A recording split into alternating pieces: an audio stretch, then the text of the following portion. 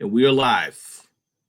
Hello, everyone, and welcome to another episode of Movie Cast, where I am your hostess with no mostess, Dana, joined by Mr. Richard Bailey of the Juniors. How are you doing, good sir? Doing pretty good, Dana. What's up, listeners and viewers? Yep, we're doing something. We just saw what critics are calling the best horror movie that has ever existed in the history of horror movies, the best horror movie of decades. And we will discuss whether or not that is actually true. We're talking about Weapons. Weapons is one of those movies, it was highly anticipated for a year. The screenings for it were crazy. I was kicked out multiple times for influencers. But I was able to finally see the movie. This was the movie where rumor had it Jordan Peele fired his management team because he didn't win the bidding war for this script. That was the rumor. The rumor had it. This was the script of scripts. We saw the trailers where it was kind of eerie. Anything involving children to me is eerie. But basically, 17 kids went missing. At 2:17, they walked out of their homes and they were never seen until they were seen. They don't really touch into on that, but they were never seen. And the whole mystery is what happened to those kids. And it wasn't like, just 17 random kids from the town. These were 17 kids from one classroom, a classroom of 18. Meaning there was one kid that wasn't affected by this at all, but still the trauma of being affected by this. So this will be a spoiler discussion. We are going to break down everything, what we like, dislike, everything else in between. And I want to know immediately, when you exited that theater, Mr. Richard Bailey of the Juniors, what was your thoughts? Well, my immediate thought when I left is this was a very interesting film. I thought it ended rather anticlimactically. You know how it's just a very abrupt ending, and then they're talking about, and this happened to this character, and so on and so forth. So I thought that was very interesting, and I noticed that there were other people that were still sitting down because they thought there was going to be an after credit scene. But no, my immediate reaction is, man, there's a lot going on in this movie. And then by the end of the movie, it was like, okay, I kind of understand. I don't know if that rumor is true about the Jordan Peele bidding for it, but I can kind of understand why he would try to go after this movie, because it's a lot of things going into it. But we'll get into it. But my immediate reaction is, I thought it was a good movie. Do I think it's the best movie of the last decade? Absolutely not. But hey, it's a very, very, very, very good movie, I would say. But yeah, we'll see. Yeah. We'll see. My immediate reaction was I didn't know whether or not I was overthinking it. Like, it was an allegory. It is definitely an allegory. We've been saying this for over a year because they did have the script. The script did come out. Even from just the trailers alone, it was an allegory of a school shooting. Because I was like, it can't be. But then what happened was when they showed the trailer of B.D. Wong looking a hot number when he was kind of controlled and he was bashing the guy's head. And so he was covered in blood and his eyes were bummed out. I was like, what the hell allegory is the school shooting is this? What was in the school shooting? And I was like, is it aliens? And so my mind kept going as I'm watching this. I'm like, oh, it's a school shooting.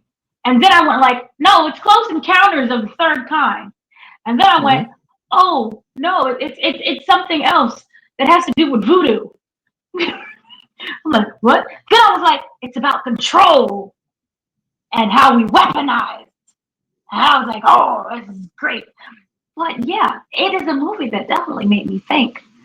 There were parts that I just did not agree with. Again, I understand the argument that the ending was very anticlimactic, but in a way, I don't know if I feel that it was anticlimactic. So to get to the end, we have to start at the beginning. This, like I said, this follows several different characters, and they all intersect at different times, but it overlaps until we get to that final conclusion of everyone meeting at the same time. First off, it follows the teacher Justine, who's played by Julie Gardner. I Harold Galactus. So she heralds her school children. She's a teacher, and hold your loved ones there because they will disappear at night. It's 2:17. But yeah, she played a teacher who was the only classroom that was affected by the disappearance of these kids. And the parents are very upset. They're very angry, understandably, because there are no answers. We don't know what happened to the kids. They don't know what happened to the kids. The police, and then we could go with the police as well. They say that they're looking, but we're kind of like, are they? Really? So she's kind of taking the blowback and the frustrations of that. And then we have Alex, who was one of the kids. He was the survivor of the one who was not taken away at 2:17. And you could argue his trauma of what he was going through, people coming in, what's happening, and we'll dig in deeper because he is the source, really, of this entire story. Then, of course, we have, I believe his name, the drug addict, which, if I could read my scribbles correctly, not lying. Yeah, the drug addict. You see this? Yeah. It's scribbles. Okay. Yeah, I see. If I can, yeah. So we have the drug addict who actually, he's doing his little heroin in the middle of the forest, minding his own business, trying to steal random items, walks into a home that he thinks is empty, and that's kind of like, oh, he just goes downstairs in the basement, and that's when we kind of see like eyes of children, not literal eyes when they're hanging out, but like there's something in the basement, and there's a $50,000 reward. So we're like, yay, he's good. He doesn't care about the kids. He doesn't care about anything. He just needs the money so he can get his drugs. That was absolutely hilarious. So then it followed the school principal, who was played by B.D. Wong. He is a lovely principal. He seems like he's kind and caring. He's really there more as a counselor for Justine, because she has a past of kind of like inappropriate. I was like, this is not inappropriate, but inappropriate behavior where you can't like hug the kid because the kid is sobbing hysterically, or just comfort them or be nice anymore because, oh my gosh, what are you doing with the kid? I guess I'm just old, so I'm like, my teacher want to hug me, I'm going to help me, teacher. I want that hug. But yeah, so we have that different character. We have that.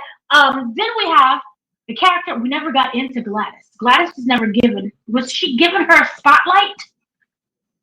But Gladys is I know you're not looking like you don't know who Gladys is. Gladys is the whole reason why we're here. Her name. Her name is Gladys. Okay, yeah, yep. The aunt. Yes.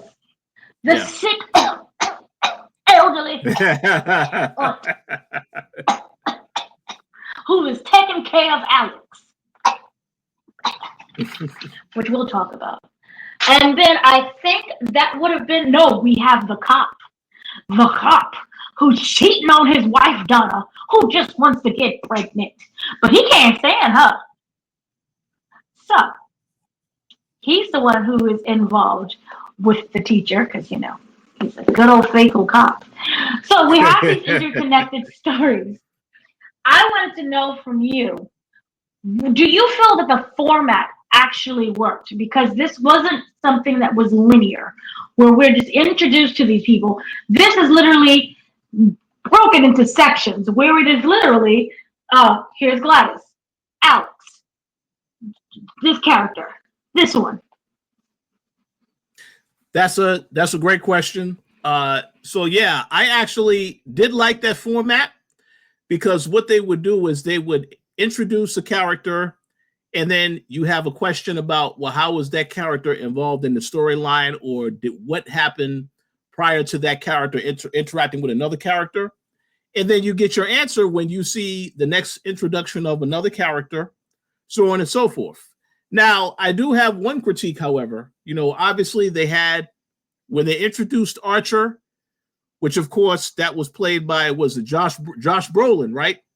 Who was supposed to be Pedro Pascal, correct? Yeah, that's right, ladies and gentlemen. That's supposed to be Pedro. They had a scene where they were doing some construction. They had the wrong paint. So he decided, they said the customer wanted green paint instead of red. So he took that paint with him and proceeded to, he was supposed to take it back to the store. Now, before that, he did stop at the school. He did stop at the police station to see if there was an update on what if they knew any details about his son. But then he went to the teacher's house. And my critique is, what we did see, Justine, what we did see is that somebody painted witch on her car, right? I assumed that was him because he had the red paint, but we never got a scene to show who did that. So that, I had an issue with that because I wasn't really sure who did that. He obviously stopped by and saw that she went to go get some alcohol and that she was home. So I wanted an answer as to who did that, but obviously I guess it wasn't important to the story because they didn't really go back into that. But no, as for the format though, I do like how they did it, where you got an introduction. Now I will say that when they had the drug dealer story, I did laugh because I was like, how is this character going to play a role in this? And then they gave him the big revelation that he is the one that found the kids in there, even though he was more concerned about the reward. Like you said, he wasn't worried about the kids. He just trying to get high. So, but no, I did like how they introduced the character. So I do give them props for that. That was creative. And it was good because it had you wondering how this was going to connect, because like when they showed Justine in the whole, when BD Wong, her very good friend and the principal, was attacking her, I was wondering, okay, when are they going to get to the point to explain what happened to him? And then when they went into that, I said, okay, this is great. So like I said, I like the format of how they put this together, because when they introduced that, that's also when they introduced Gladys and what she was doing this entire time. So yeah, I think that was very well done, actually.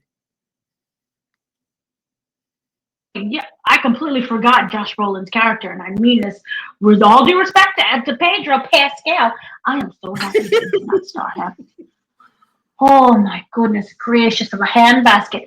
Again, I love Pedro. We just watched him in Fantastic Four, but that's the thing. And he worked hard to get where he's at, to be over, the cast every 5 seconds. Oh yeah, but one quick thing. No, one quick thing I do want to say. Even though he did not get this role, they had a couple of times in the shots where I'm looking at the attire that Josh Brolin has and say, this looks like what Pedro Pascal wore as Joel in The Last of Us.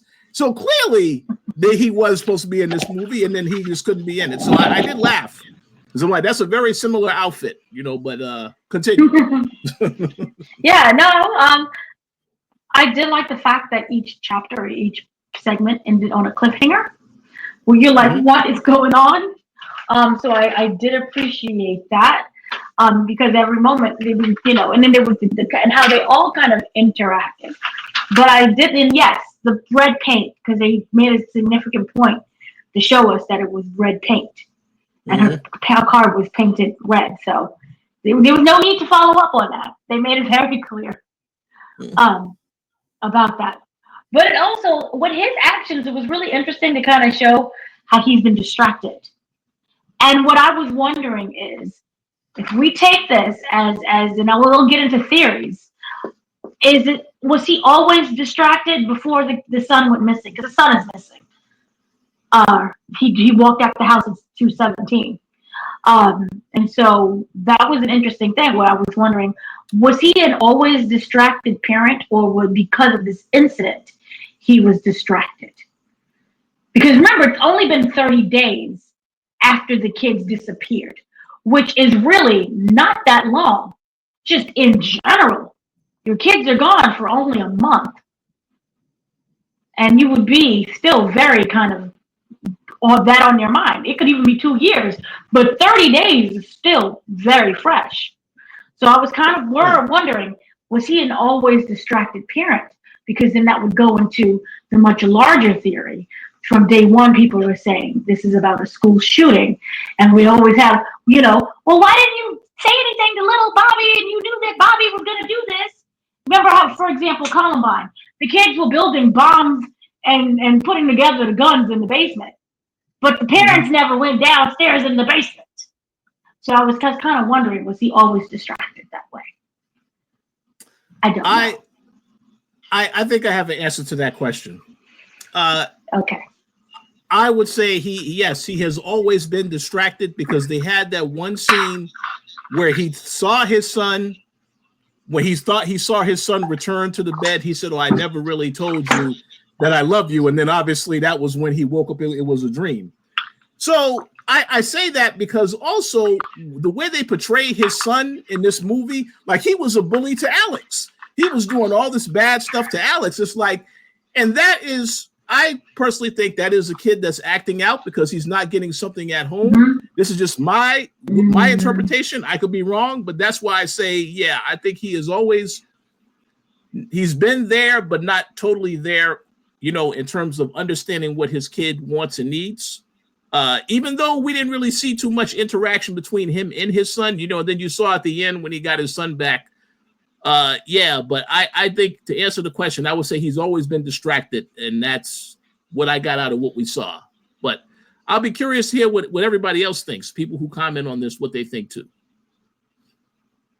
Yeah, because he only got really laser focused when he looked at when he had to actually focus on his kid because the kid is gone. That's what he was able to use the video and pinpoint the directions of where the kids were running to, because everyone in the movie, the alarm is triggered because people have the alarms, the home security system with the door cameras, and the kids leaving triggered the alarm at exactly 2:17. That's how they're able to know the time. Yes, and they all left out and kind of. I thought it was Naruto. I don't know. You know the proper name. I've never seen Naruto. So they did the wee with the arms yeah out. But then I was told it's not the same, the anime, because their arms were outstretched like this and they didn't go back down. So it wasn't exactly that kind of run. Because the run drove me crazy. I'm like, why are they running this way? I thought it was because the anime is for kids. And this is about kids. I was going way too deep. We're trying to figure out what the run was about. I don't know why they ran that way. If you have any theories, please let me know why they ran that way. But yeah, he became laser focused. Yeah. Oh no, I was going to say. I just was going to say. I just think they had the whole dialogue about the kids or the people being militarized. So I guess that they had that pose to really show that that's what they were laser focused on their target. But the Naruto thing is funny to make that comparison, because I could see that, but I don't really know. I think that was intentional to make people have discussions like this, to ask what's that pose all about. I think that was very intentional because it looks very weird to see somebody running to you with their arms out like that. It's like, okay, yeah, get away from me. So I think that was intentional. So see, this goes, and we'll the way I forgot that line that you said, it was very militarized. It was they were weapons. Exactly. You can make the argument. Bullets, because if this is about a shooting, then it's bullets, and how they're very focused and direct, and they fly in the air. They're flying out of the nozzle, and that's why they had the hands going like this. The arms were like this, and it wasn't back. Where was the anime? It wasn't the anime. It was this. So that's. I'm trying here, but that makes sense. And then it also goes with the weaponization of children.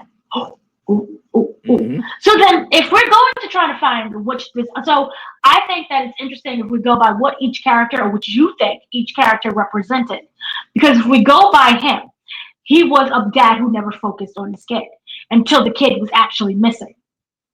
So then Julia Gardner, who was what was the baby's name? The teacher. Yeah, I'm looking at the names also. Justine. Yeah.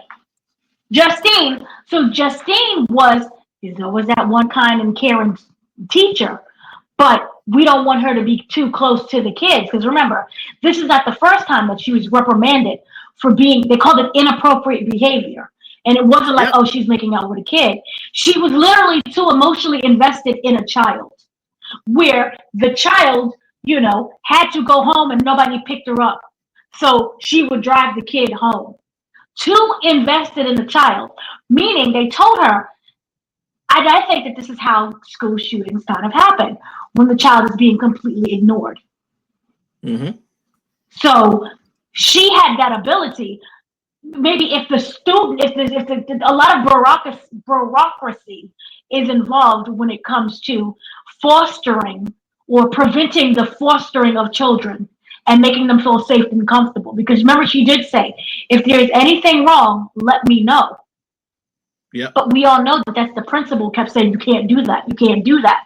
So, and I could be completely wrong. What do you think she represented? That's a great question. Now, when they made the comment that they felt that she had an inappropriate relationships with the kids, I will say that when she went to Alex's house and you constantly ringing on the doorbell, then you go into the backyard, you're looking through the window that's taped up. Yeah, that is very much a bit of a obsessive person, because you are not supposed to do that. Now, obviously, in real life, the person that does that, they will get some complaints. Obviously, those people were not in their right mind because they had their own issues. But I think, obviously, I understand caring and showing concern for the student, but I could also understand, okay, maybe it's a little too far. Are you going? But again, she wanted to also clear her name. So I understand, because there's so many people blamed her for what happened. She's going out there trying to also discover. And again, she had the conversation with her friend who was the cop, who was saying, let us, when he's saying, let us do our job. Don't worry about this situation. But she could not. She had to investigate, because she is the one that's getting the brunt of all the criticism. So I understand that. But no, I would say, if we're going based on what you said about Archer not being focused, he got focused on his kid. When he lost the kid, he wanted to get his son back. I would say she was focused on finding out the truth, clearing her name. But she did get distracted, obviously, with the drinking and, getting drunk and stuff like that. Yeah, it's a bit of we understand, all the stuff that she could have been going through. She would want to find some type of escape from time to time.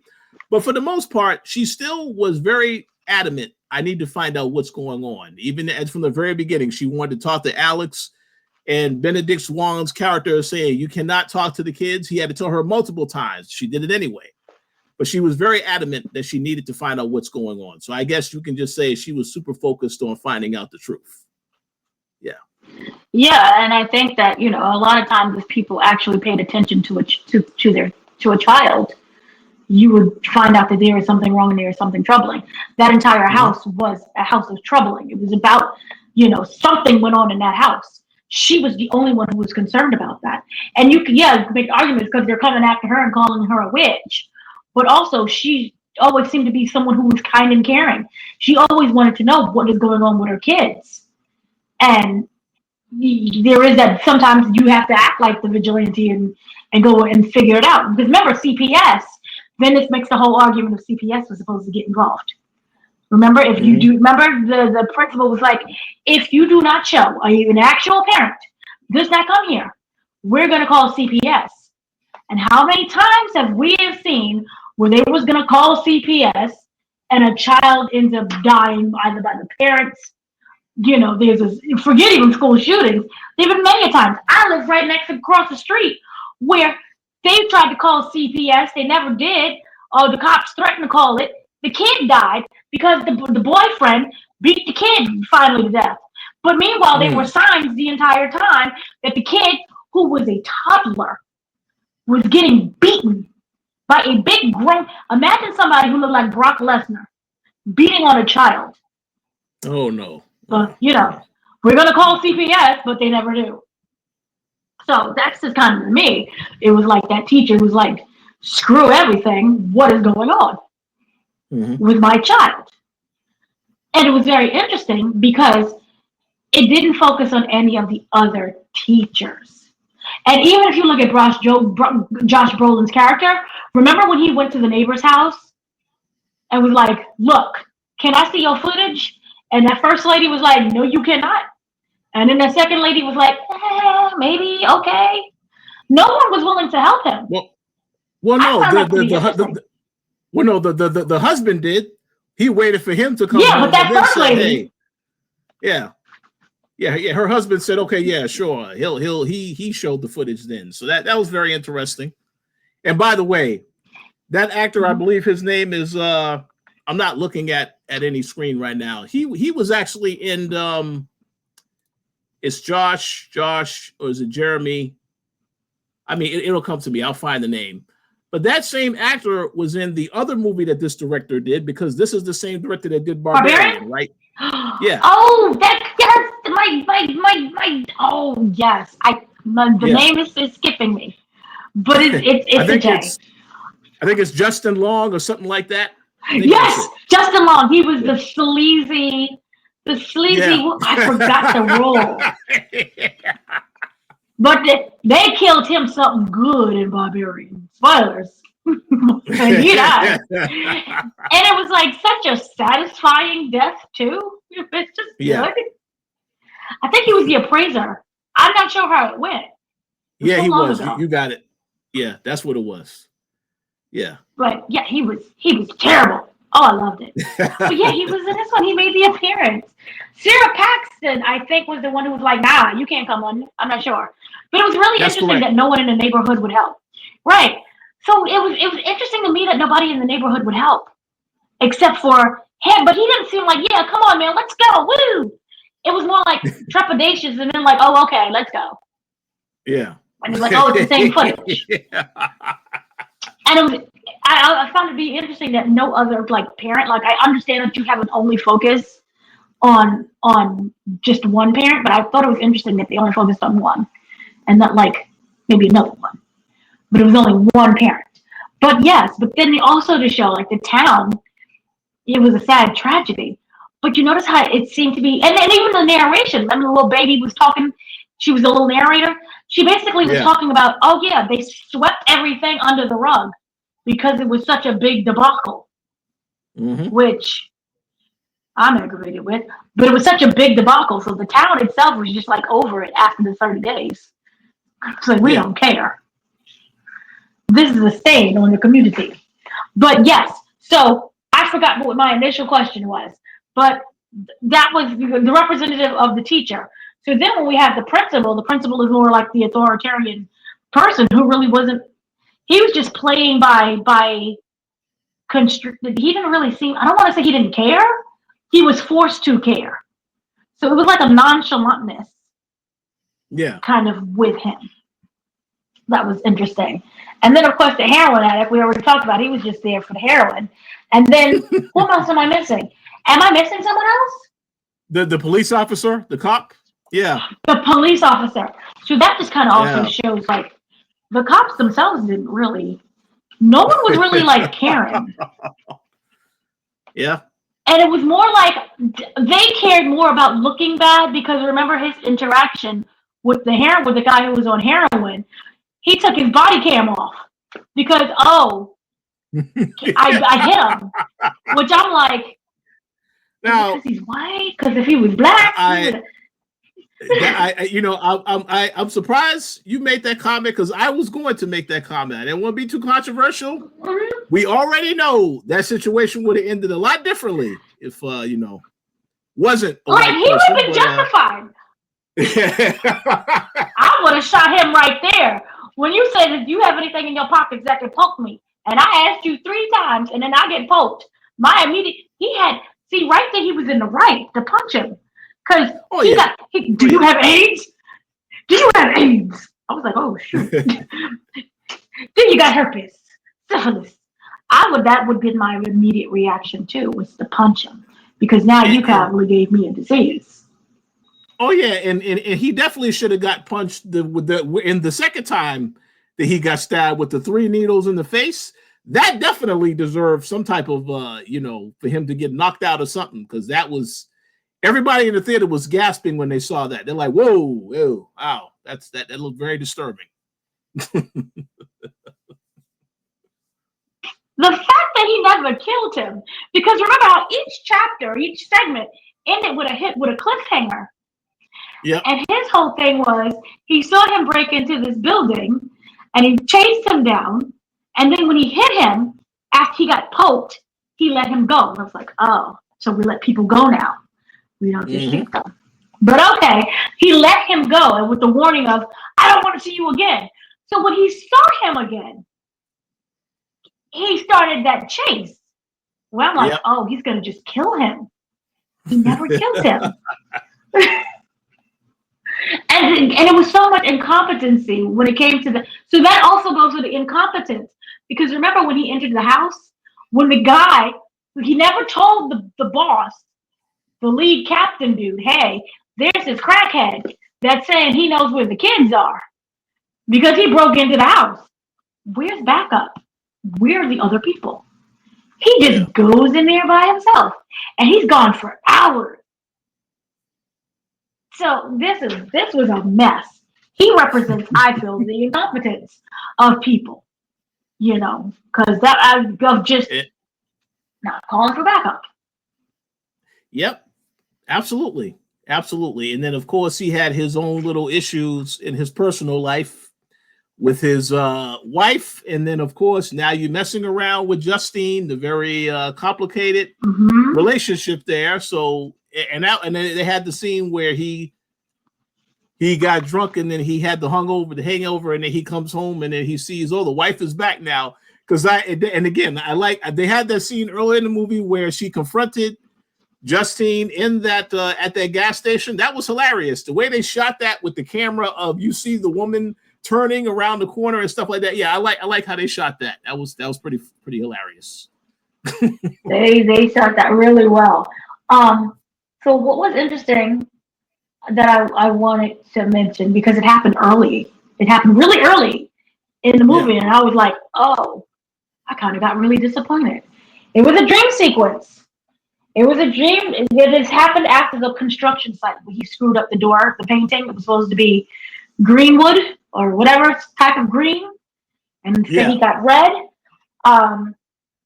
He stated that, and I'm trying to read my own scribbleizations, that he's okay. So no one found the kids they was talking about. And wait, hold on.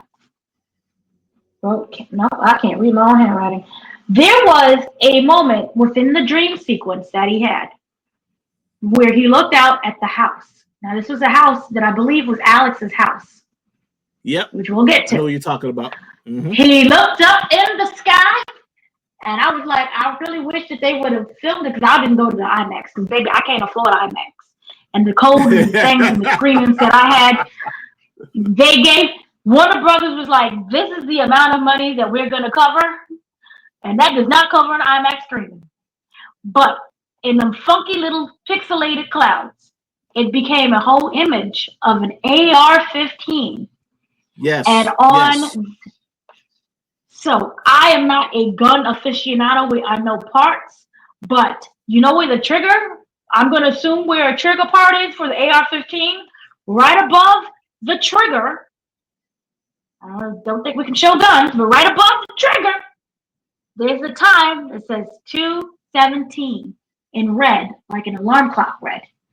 The digital alarm clocks. People don't know about, So I saw that, and this is when I got really, really angry.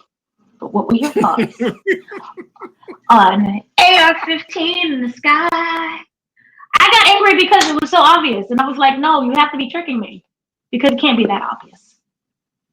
So what were your thoughts? I mean, obviously, that I was a bit confused when they saw that because it's like, obviously the movie is called Weapons.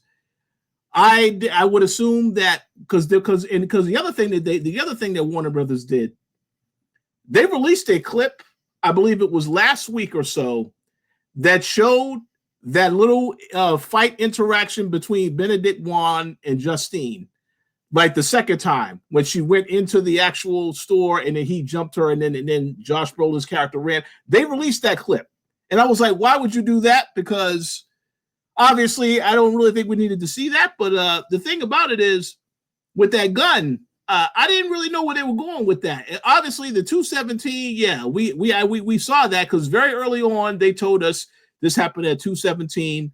When you see the gun, no, that's why I was like, okay, so they're obviously saying this has to do with a weapon that is being used at that particular time. And then when you find out later, oh, that is the weaponization of the characters being used at that time. So I was a little confused with why they showed the gun. I guess they wanted to, because the thing about it is this, some people are going to ask that question also. They get their answer after they watch the movie in full. But in the initial beginning, that is a little confusing to see that. It's like, what is the correlation here with the guns? But yeah, it's the way that they're using the people is what it's all about. So, but I understand. It's a little confusing for me. I hated this because it was too obvious. And it was the fact that it was over Alex's house. I believe it. Yeah. And I could be wrong. Because again, the pixelations were weird. That gun was over Alex's house. Yeah. Or was it over his house? So the gun was over Alex's house. It was a literal, not even a handgun. It was an AR-15. And then you have the time of the event that it happened. And that's what I hated. Because it was literally saying, Alex, the shooter, 217. Now I will say this. I may need to go back and rewatch. It's possible it couldn't have been his house. It could have been another house, or it could have been, maybe Josh Brolin's character's house. I don't know, but it happened so quick when they showed it, so I don't really recall what house it is specifically. But my guess that it was Alex's house because again, that's the only kid. Because they told us very early in the movie, that's the only kid that was still coming to the class. All the other kids were gone. That already was very suspicious. Okay, so that was suspicious on its own. But see, remember after the AR-15 and the 217 time, that's when he went. There was the image of him remember the bed where he thought he was talking to his son, and he went to go move he was like, "You're back." He didn't know. He didn't say you're back, but he went to go touch him. And that's when we got the woman with like the weird face, like a clown makeup, who we now later know who that actually is. But we had the woman with what was like in a weird makeup, and that's when he jumped up and was like, "What? I'm awake." So I think it was his house. It had to be his house. And because I know also, they talked about somebody being, they said, considered to be troubled. Somebody was troubled, that they stated. I'm trying to read my own scribbling. But yeah. What scene was this? Oh, okay. So this was during the voiceover, right? Or maybe it wasn't during the voiceover, but it was like, okay, so remember when either he was looking at the film or he was talking to the police officer, but somebody said that the thing is, none of the kids appeared troubled. None of the kids were forced out of the home.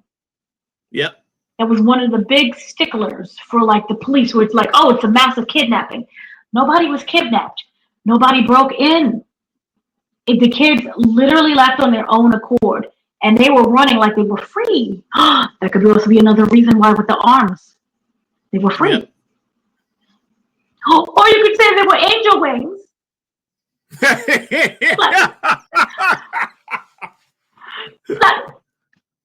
Yeah. They were angels. Oh yeah. So this was before. So then in the next scene was when he asked to see everybody's tapes. Yeah. And that's how he get up to the conclusion that everybody seemed to run towards Alex's house. Mm-hmm. So that, and again, that shows the incompetence of the police. Well, no. One thing. He didn't know exactly where they were running towards. He just knew they were in a particular area. And Justine is the one that said later, oh no, that's Alex's house. So she was the missing piece to tell him, okay, that's exactly where it's at. It's at Alex's house. Yeah. Because he didn't know exactly. He just had it in a certain area. On the map, he circled the area, but he didn't know what was going on in that area. So yeah. Right. And then this is when we get with Justine being attacked by Marcus with the bloodshot eyes. We don't know what's going on. So then what was interesting, now we have to talk about the big clown in the room, because she is the piece. She's the reason as to why we're here. So literally the reason. We got to talk about Aunt Gladys.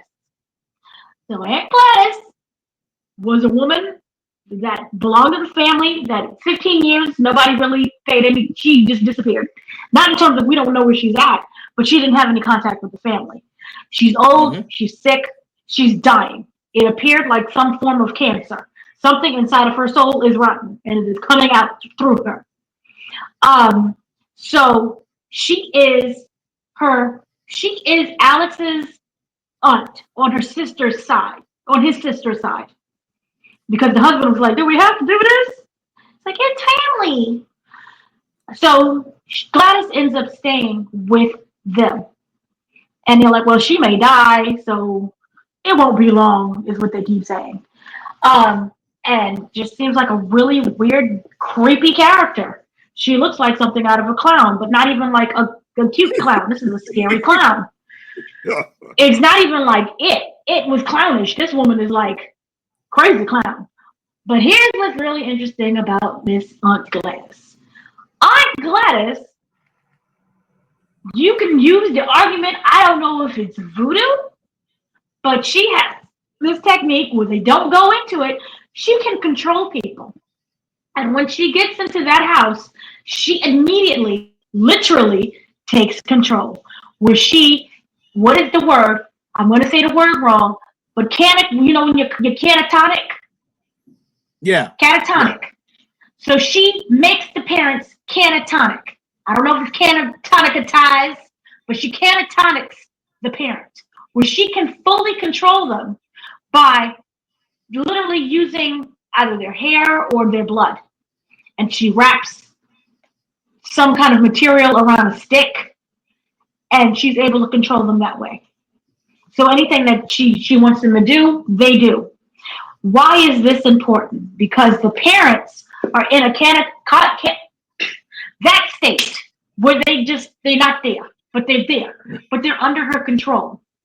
And so she's able to do this. And not only is she able to do this, she is able to not literally control, as in using the catatonic voodoo mess on Alex, but she uses the fear of her killing the parents or doing any kind of damage to the parents if he is to tell the school, the teacher, friends, family, anything of what she's doing in the house and the power that she has over them. She is the reason as to why Marcus goes absolutely crazy, kills his partner. Not sure if that was his husband, but it was his booby too. Yep. Kills the husband, but more importantly, is why those kids were missing at 2:17. After she told them to get something personal that they have and bring it to her. And he stole the nameplates that was on their baskets. Mm-hmm. Where they have their little personal items. What are your thoughts on Gladys? Because this was the moment where I started throwing things at the screen. Oh, really? Okay. Well, first and foremost, if Sinners has taught us something, do not let people into your house. You know, in your place of community, you do not let people in. And when they had this whole thing where they just figured, the right thing to do would be to let her stay here because she doesn't have long. This is when you knew, okay, so this had to be the source of the evil. I thought that character, a very creepy looking character. I personally was not intimidated by the character because it's like, I figure, well, if it's an older woman like that, if she tries to come after me, I think I can handle myself. I wouldn't be too concerned. But obviously, in this situation, someone who is a supposed family member who is doing this, very disturbing. I think when the emotion I got out of this thing was what she was doing to Alex. The whole fact that she's talking about, you do what you're not going to tell what I'm doing to your parents, and then he had the whole thing where he said no, he wasn't going to. He hesitated, and then they had the scene where they're stabbing themselves with the fork in the face. That was very disturbing. But I think the emotional toll as well, because they're talking about, okay, you have to feed them. You said this kid going shopping to the store, getting soup for his parents, feeding them. That is a lot of weight to put on that character. And I was like, it's a lot happening with that entire situation. Now, obviously, when the principal Marcus found out about, he had all these questions about, he said, well, I must talk to the parents. You knew something was going to happen to him because we already saw earlier in this movie how he looked. And then I also saw it once again with the marketing of the trailers. There was a scene of when he got hit by the car. It wasn't him because you didn't see it was him. You just saw somebody getting hit by a car. That was in the marketing. So I said, okay, so it's probably going to be him when I saw what the character was wearing. But overall, what you raised a good question. I don't know if it's voodoo. What I initially thought is earlier in the movie when you said it was Archer, Josh Brolin's character, when he painted witch on that car, I thought that was basically telling you, this woman is like a witch, referring to Gladys, because that when we saw later the stuff that she was doing, that's kind of like, it is voodoo, witchcraft, I guess, to an extent. So that I felt was a foreshadowing of what that meaning was. Like, oh no, there is an actual person that's doing this type of practice. Maybe it's not witchcraft per se. It is more like voodoo, because I've seen a lot of movies and TV shows where it's voodoo with them having the dolls of certain people. So I don't know. But taking something that is important to them, personal to them, to control them, it feels like it's the same thing. But overall, I thought one thing I didn't really understand is, I guess that in order for her to stay alive, she had to feed off the youthfulness of the other characters. That was the one thing I didn't understand. Because why? Because she said when she spoke to Alex before she had the kids come there, she's saying, I thought your parents was going to be enough to keep me in good standing, but no, I need more. And then that's why I thought when she said, have all these kids come, let me try to take away from their youth. Because one thing I will say is I did see that Pete Davidson movie, the Home. And essentially in that movie, that's what they were doing. The old people were feeding off the younger people so much that they were draining from them. And then that's how they continued to live a long life. And then, of course, in the end of that movie, spoiler alert, everybody gets taken out because, old boy and his brother and stuff, they make sure to take out all those people. But that's why I kind of got the vibe. I had questions about why she wanted the kids and how this was helping her to look younger or whatever. That's why I wasn't really sure how she was feeding off of them, because they didn't really go into that particular. I didn't think they went into that detail. Maybe you might have thought they did, or others might have, but I couldn't really tell what that was about. I figured that's what it was, though, feeding off their youthfulness and spirit and vitality and stuff like that. But I'm not 100% sure. Yeah. That is what I thought initially. Because I'm like, oh, she's eating the kids. I was like, this is cannibalism. She's going to eat the baby. Now, I can be completely off, and again, I honestly don't think there's any wrong answers unless we get like the actual writer and director to break down, this is what this scene means, this is this character. Now, I didn't think of the witch part, but I thought it was very fascinating that they added with the witch, but they put Yeah. the witch on the wrong. So that also goes if they're labeling the wrong person as a witch. She's the scapegoat. Yes. She's literally a scapegoat. Exactly. And what happens to if you look at the Salem witch trials? Oh, look at what she's able to do. We don't like her. Or ever since she moved into town, there's been trouble. She's a witch. Mm-hmm. And remember, the teacher, she's new. She wasn't there teaching somebody, 20 years tenure. She was a brand new teacher that started out. And then all of a sudden, here came this trouble. So she's a witch. But what I actually thought Gladys was, and it took me a while to realize this, because I'm like, why is it cancer? What does cancer mean? I don't get it. Now, again, my interpretation, she's deaf. She's literal deaf. And she feeds off of people. And the one thing about death, I have Galactus. It always needs to feed. Yeah. And the younger those spirits are, the more we cry, and it's a terrible tragedy. But it's what happens. Kids die. If somebody's old, like, rest in peace. But if you're looking at somebody who's like 90 and they die, you lived a long life. Like, I'm sorry that you're dead, but you got to see 90. Remember, the kids were young.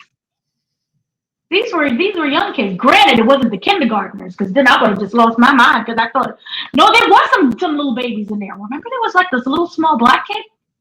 Oh, yeah. Oh, yeah. They later found? So we don't know the age, but they were young, right? Yeah, and usually the tragedy is, the tragedy affects more when it's kids. So for me, I viewed her as deaf. Because that's when things started happening. And once she did her little voodoo magic at 2:17, the kids died. They were gone. So, but then make the argument, yeah, but that end scene, that's what I thought, the toilet, it was just spiraling down the drain.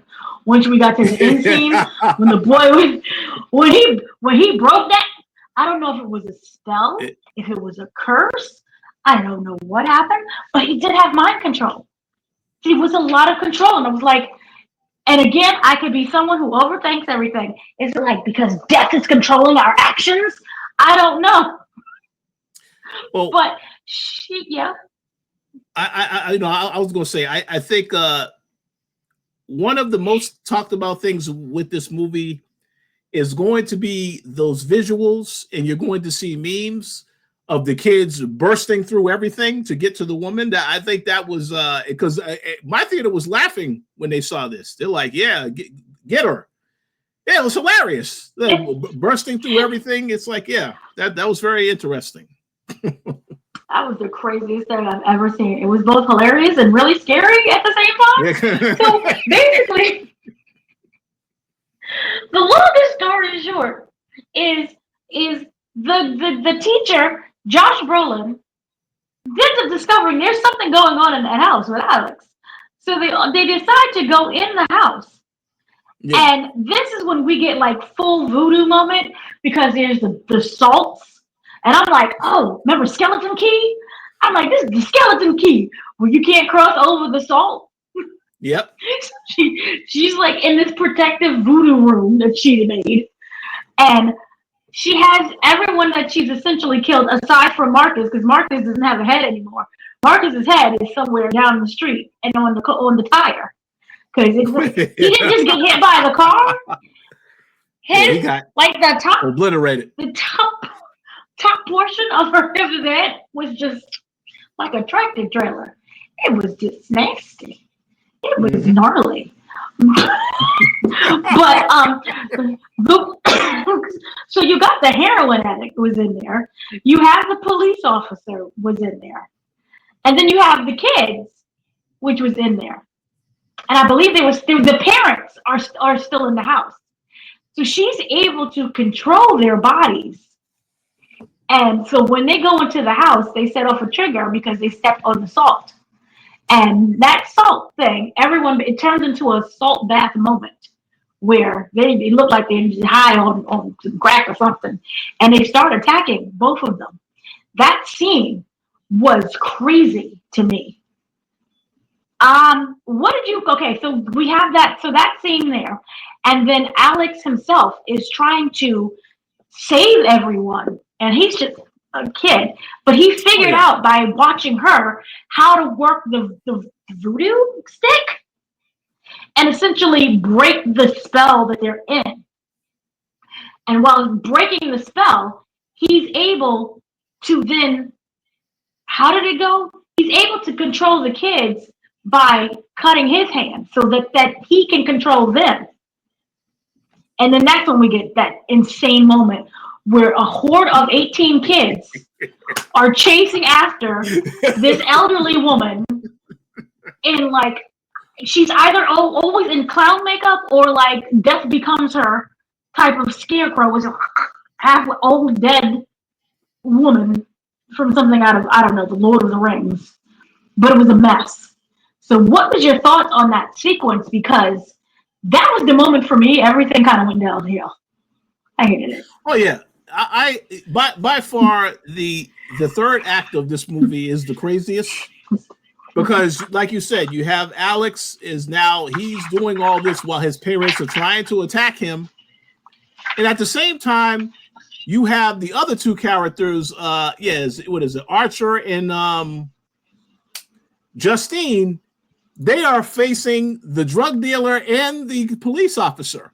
And you recall the scene where she basically had to shoot this guy in the head. You know, you shot him in the neck and you shot him in the head. And by the way, the fight between Archer and the drug dealer, where he kept throwing the guy, kept punching him, he kept getting back. People were laughing at that too. They were laughing at that. That was the greatest.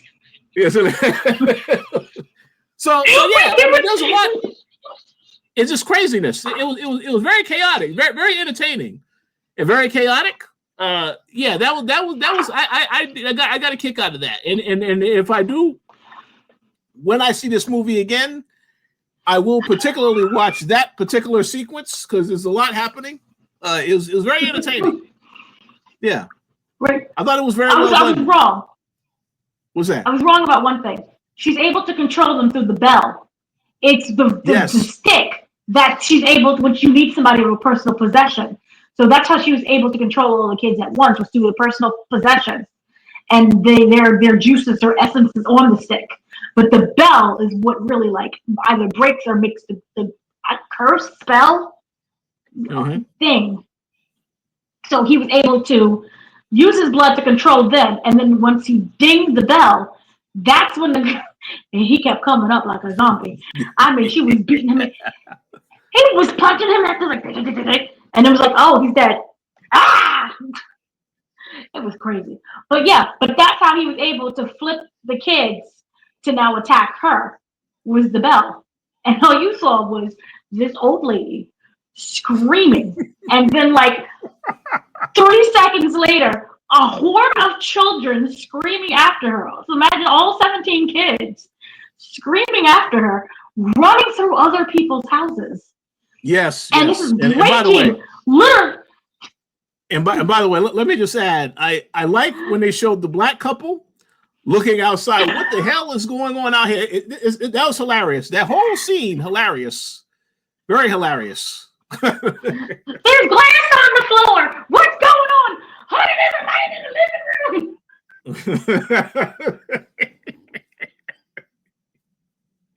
It was a mess, but it was the greatest thing ever. So then we have to get to the climax, the whole conclusion thing.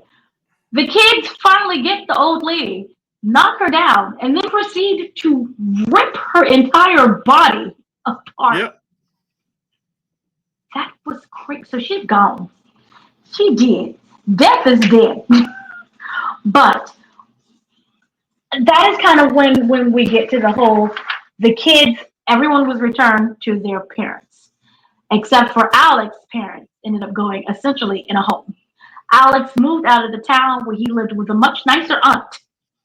And eventually, the kids started talking again. To me, this is when we start getting into like more metaphors for me. Because this to me felt like it was about trauma, and Alex was made to be complicit because don't tell anybody. He knew what them babies were since day one. Don't tell anyone or I'll kill you. How many times have we seen that's how adults use to scare kids? Don't tell anyone, I'm gonna kill your mama. Don't tell anyone your parents are dead. I'm gonna come for you. I know where you live.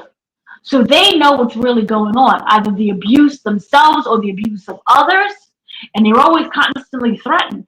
And that's where we get the silence. So he is an unwilling participant, and he is forced to be made complicit. The kids not talking because it wasn't like, and we're back, we're normal. Hi, Mom. Because remember, when Archer finally reached his boy, he just looked at him like it was nothing there. But he got his boy back, but it was nothing there. And then they talked about the kids were a bit some, not all, but it was like eventually the kids started to talk again. And it wasn't like we're back to ourselves, we're normal. It was they were talking. So that trauma of what they was into, they never bounced back. Alex's parents never bounced back. I thought it was going to be like a Cinderella moment. We're like, and then the curse is broken. Baby, I love you. Where are you? They were catatonic. They were gone. And they ended up going into a home. So what was your thoughts on kind of the fact that the kids never spoke? It used a bell in order to signal them. It was about full control. Yep. So then were there any ways that your thoughts kind of changed about what this movie could be?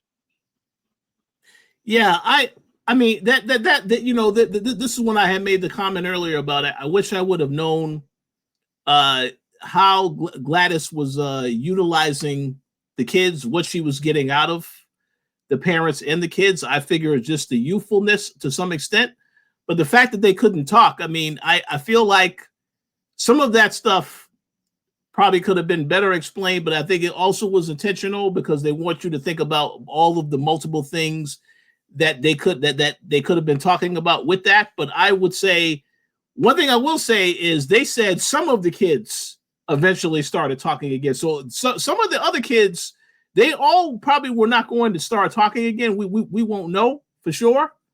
But that's why I say it felt like I understand at the end, they just talked about this is what happened with Alice. This is what happened with his parents.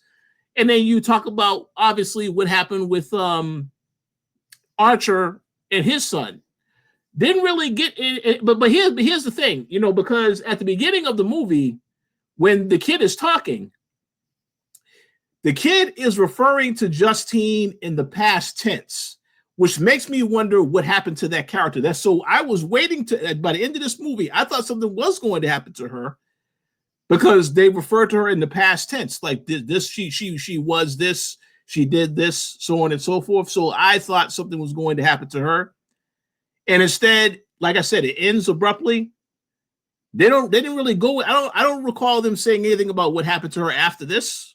So, I mean, that's why I said I wanted some type of explanation as to if they say certain characters, okay, yeah, I would have liked to have known what happened to her, though, since she was the main person involved in all of this from the very start. But overall, I think they do want people to watch this movie and question certain things. Because I even think with the Barbarian movie, I guess there are certain things that certain people had questions about after that movie too, even though I thought that was pretty clear. That's just my guess. But yeah, I definitely would have wanted to know more about what she was doing with these people that she had under their control, how that was benefiting her. I'm talking about Gladys because I didn't really think that was explained, but I would assume that because I know when we saw her a couple of times, we saw her from the very beginning of the movie when they introduced her in the movie. She looked in really bad shape. Then when she went to go see Marcus at the school, she looked like her skin was clearer and stuff like that. So clearly, she was obviously using them to keep her health up. But yeah, I wanted to know why the speaking thing was something that they didn't really dive into that. But yeah, very interesting. I do want to hear what others think about this, because I'm pretty sure we also are going to have theories. Others probably going to have some theories too about this, because some stuff I think was done specifically to spark conversations and not really give you a definitive answer, unless, like you say, the director does a director's cut and he talks about, yeah, this is what I was trying to do with this, which he could do, maybe. I'm not sure though. Yeah, I thought it was interesting about a couple of things. Also, to me, it felt like survivor's guilt, because remember, she said, he was like, Marcus was saying, why do you want to talk to him? Leave him alone. She was like, she said, they're the same person in terms of they're the only ones left. They were the only ones who were left in the classroom. So there is that entire survivor's guilt that she's going through as well. So that was also, again, school shooting? I don't know. But I thought it was really interesting that it was survivor's guilt. And another thing that was interesting was the fact that, remember when she was staking out the house and she passed out? That is when Gladys came. We didn't know at the time. Somebody entered into the car and cut her hair. And then we know that Gladys uses people's hair because that's a personal item to you, to control you. But the thing was, there was never a moment where she was controlled. Yeah, that's true. That's 100% true. Yep. So then there's a lot of things that I kind of wondered about this. And I wondered also, and I could just be completely going way haywire. Was she dead? Gladys? Could you make the argument that Gladys is also dead?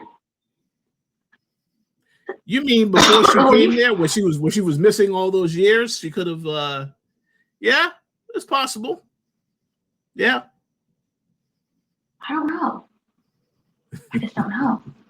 Like, I think she was very much alive. I'm just really I'm confused about, she cut her hair, but I don't ever remember her being controlled at any aspect. Because then why are you cutting her hair? So that's just one of the things that just drove me crazy about that. That I just didn't understand. And then Gladys, she literally appeared out of nowhere. We thought she was eating the kids, but she never got younger. She never changed her appearance. And then with the whole vomiting situation. This vomiting! Yeah, what's that about? I didn't understand that. The goo? Yeah, what is that? I didn't understand that. Because from what I understand, I could be wrong, but when she was making when we saw her make the brew to put the items that the kids had, I don't think it was the color of his vomit. No, it wasn't. It wasn't. But when she was vomiting, that wasn't explained. That wasn't that. We saw when she did it with Marcus, she's asking for a bowl of water. And then of course she took the ribbons from his office, used that to control him, and then obviously when she didn't want him to stop it, he just put it in the water, so on and so forth. But she didn't do that. That's what they would do though. Put it in water to completely break the control. I don't know where they got the black goo from. That was like, again, one of those things. Obviously, I guess you could say if the person is possessed or something like that, that is an indicator that, okay, now this person, she has control of their body to some extent. And that's why they're doing that. That's the only thing I could think of. So when she was vomiting in the room, and she was like, "I'm really, really sick," I don't think that her vomit was the goo either. It wasn't the same color. No, was it? No, it wasn't. So that was just one of the things that kind of really stuck out and slightly bothered me. Was I don't know where the vomiting came from. unless it's to say, like a symbol of him just being possessed. So therefore he vomited. And therefore, she's the one in control. Yeah. That's the only thing I could think of, because there have been some other horror movies in the past where there's a character that something happens to a character and clearly they vomit or something. It's some black goo. It's something that happened a lot in the Freddy movies. You know, whenever he took over his victims, all of a sudden something happens with the person. So I assume that's what they were going for. That's what my guess is. We definitely going to have to go down the rabbit hole and research a lot of these different things that they actually meant or could have meant. And James kind of represents the people who don't really care. They're just there for the money. Opportunists. Oh yeah, I feel just completely focused on. You're talking about the drug addict? Yeah, the drug addict was James. Yeah, just completely focused on his own getting whatever he want, which is his high and the drugs. The money, yeah, but he wanted that money so he can get more drugs. So he is only focused on, I need to get high. That's it. From the very beginning, when they introduced that character, he was trying to get high with that crack pipe. So this was all he was focused on the entire movie. So it remained consistent. That character was very consistent from the very beginning. He was only focused on his own needs, not anyone else. And it was really interesting. Also, that bothered me was the fact that she sent Marcus to kill Justine, the girl, Julie Gardner. Oh yeah, the teacher. Oh, yeah. She sent Marcus to kill, but the whole time I'm sitting there, I'm like, if she had her hair, why not just get her to commit suicide or something? You know what? That's a phenomenal question, because you make a phenomenal question with that, because the other people they had control, they were harming themselves. The parents, Alex's parents, they were harming themselves with the forks. So yeah, you make an excellent point, but I guess she wanted to have it be because they told us early on in the movie Marcus is very close to her. That's why I guess she decided, well, I'm going to have him take care of her because they already have a bond, and she wouldn't see that coming. And she was very surprised to see him coming after her. So I guess that's what it was. But you are 100% on point. If she truly was smart, she would have just had her do something to herself. But that's a very good observation. Yeah, that's definitely a critique. Yeah, that was one of the things that kind of bothered me, but it was really interesting to show. Marcus wasn't like just running from like one street to the next. He was running towns. It was towns. And it wasn't like I'm going to casually stroll or do like that, the jazzercise walk. This was full blown. Remember the movie Get Out and that scene with the football? Where he was flashing back at his black days, and he was like, "Woo!" Oh, yeah. Let me just say, I cannot wait for Halloween. I want to see people dressed up as the characters running towards. I'm pretty sure you're going to see something online of somebody dressing up as one of these weapons people. You're going to see that, because it's just a very disturbing but a hilarious thing to see. When I see someone with their arms out like that, it's like, yeah, I will never look at that the same again. Yeah, it was really interesting. And so they did make a really good point to show that he was bullied, but it wasn't like a violent bully. So then it was like, I kind of wondered, like, is this all his imagination? But even then that wouldn't make any sense. Because it wasn't like insane kind of bullying, but it would still be bullying. And if you're getting bullied, no matter what it is, you don't want that to happen. Clearly. So I think because they showed the point that he was being bullied, he had no one to talk to because he was being forced into silence. You can also make the argument this is the weaponization of kids, and that the Gladys was the trigger on the gun, because when she did everything, it was like 217. So she was the trigger. Those kids were the bullets. The house was the AR-15. That's what it is. Is there any other theories Or anything that I missed? Oh no. I think you got every theory. I guess we will definitely need to wait and see if the director says more about some of the stuff in this movie, because I'm pretty sure he knows people are going to have questions about a few things, and if there's an interview that he does, he may talk about some of those things. But I do want to see what the reactions will be when everybody has a chance to see it over the weekend, because I will be looking online to see what the reactions are.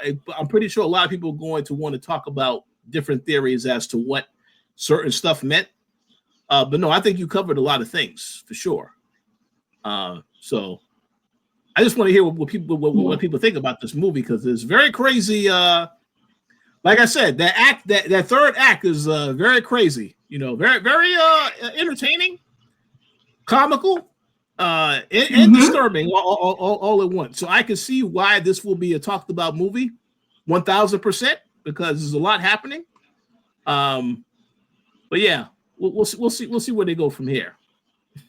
We'll see. It was a lot that was happening, and so it was. You can argue our school shooting or how we weaponize children for our whatever our causes are. And the thing is, we don't know what the woman's. See, I would have been like, it's the weaponization of kids so that our own personal causes in life, but we still don't know why she did what she did. So therefore, I'm like, she is that extra. You know how you need that extra motive, that extra boost to do something? She was that voice in his head. You can make the argument. She was that trigger, like she was the trigger for him to do the school shooting and take out that classroom. That's the reason why. She was there to trigger him. Look, your parents are not paying attention to you. They didn't come and pick you up. They're catatonic. You can't trust your teacher. Look what's going on with your school. You're being bullied. Oh, what are the names of the kids? Why does she need the names of the kids? She's not feeding. Like I thought cannibalization, vampire or something. She's not feeding off of the kids, but she is feeding off of the kids. She's sick. The boy, when you do a school shooting, you're not in your right mind where you're like, hey, I'm feeling great. You may be like, I'm feeling great, but there's something twisted. There's something twisted where you literally go from I wish you dead to literally killing someone. Yeah. There is that big difference of that. So I feel that she was the sickness. She was that illness that then was the force for him to kill everybody in the classroom. And there you have, I don't know. So for her, she definitely had the survivor's guilt. And then you could just argue he was being complicit to that voice in his head, to that being angry. He was complicit in everything that he did. Or you could just make another argument that it's just how we weaponize kids for our own purposes. But I just thought that was really interesting, was that we never had a motive.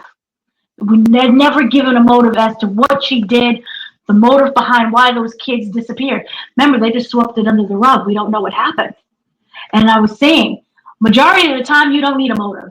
We had a shooting over here in Manhattan. Remember the CEO that got shot? The motive was he had CTE. Was that really the motive? We don't know. There are a lot of shootings where we don't know the motives too. Oh, he just shot up the whole family one day and everyone's dead. Was there a suicide note? No. Why did he do it? We don't know. People don't always vocalize their motives, but they showed it in the movie because they made it a very specific point to show that the kid was getting bullied. They showed a specific point that the person who was being bullied was Archer's son, was the one being the bully. So that's how my theory is. Yep. This is school shooting. The graphic behind us, which is literally the poster for the movie, is kids. It's a bunch of kids with their faces being crossed out. And when it comes to those school drawings, that's very similar to what happens with kids. So yeah, that and the AR-15. I'm not sure if they showed there was an image of a gun in somebody's house. I'm not entirely sure, but they showed the AR-15 in the sky, which drove me crazy because I was like, this is too obvious. But they showed the AR-15 in the sky. So yeah. So again, I shall ask you, anything else that you would like to add? Oh no. Definitely curious to hear what people think about this movie, what their theories are. So, but yeah, I thought it was a good movie. I enjoyed the movie, no doubt about it. It's one of the movies that will make you think, and of course, all of the different things about what certain stuff could mean.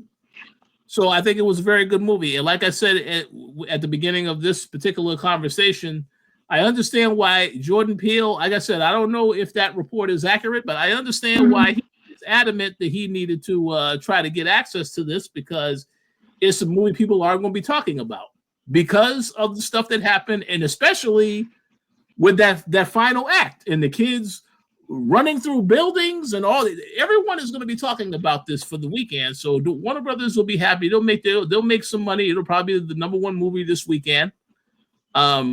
After that, we'll see, because But yeah, it will be a movie that's talked about, and I will definitely watch it again when it will be coming to HBO. I'm assuming HBO Max. Yeah, I will definitely watch it again.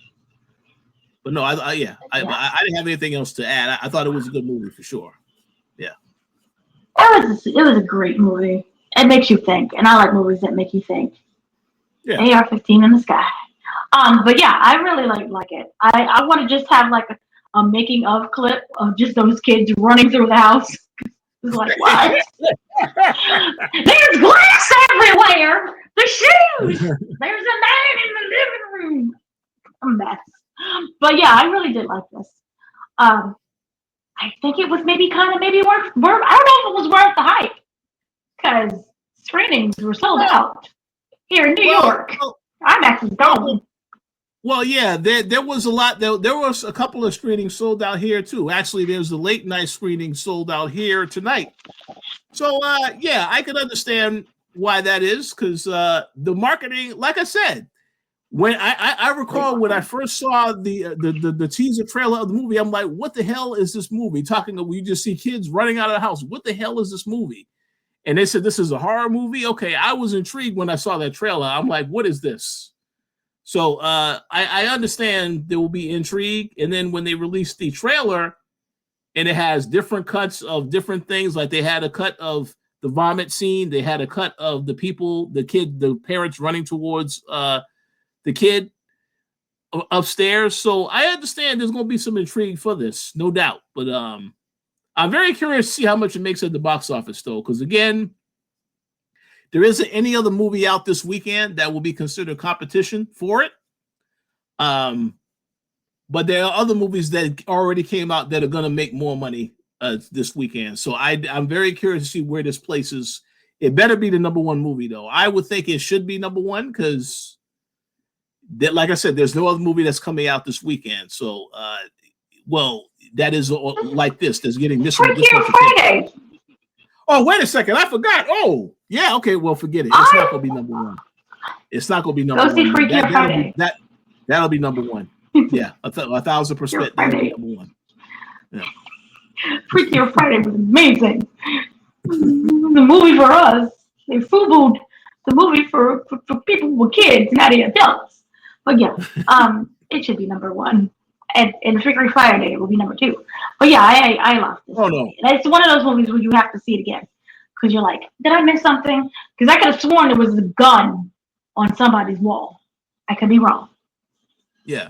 But that's what happened, and so that's really interesting. And if that's the case, he never faced any charges, because he's complicit. They were weaponizing the kids. He's complicit. He has no charges. But yes, so that is our thoughts on the movie Weapons. Let us know your theories, because we're all over the place with ours. We don't know. And I think that's the point. So I have been your host, Dana, joined by Mr. Richard Bailey Jr. Oh, is there anything that you're working on that you would like to promote?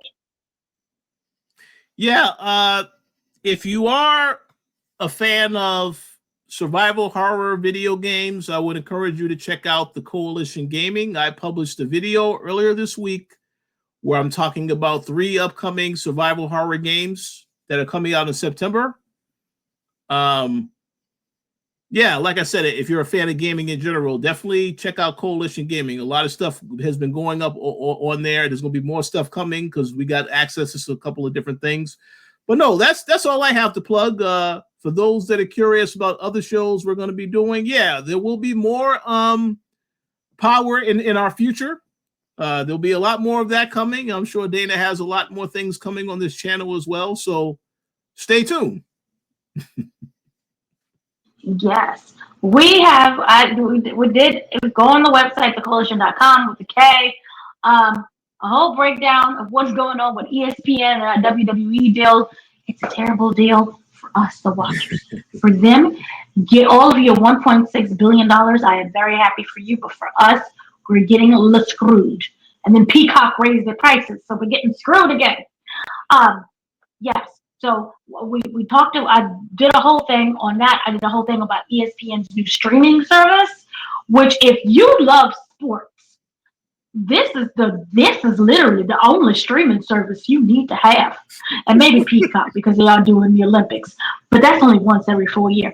But for football and the basketballs and all of the balls, you will be balls deep in the new ESPN streaming platform. That is not ESPN Plus. It's a whole different thing. But yes, I talked about that. That's on the website as well. We have our SummerSlam breakdown. Of course, we know what happened with Brock, and we talked about Brock returning and everything else. We also will be having Stars is doing a whole docu-series on Magic City.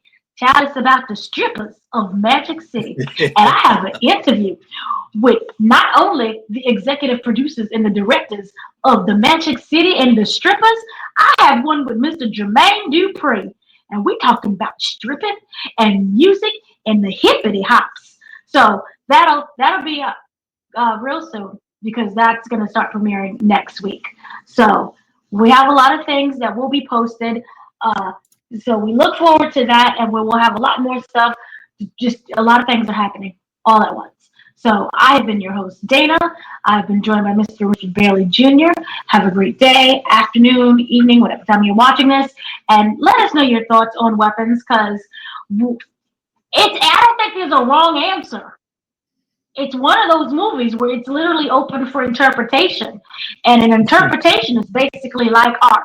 You may think parts of it sucked, but are you really wrong? So let us know. And we will see you next time on something else. I don't know where the end button is.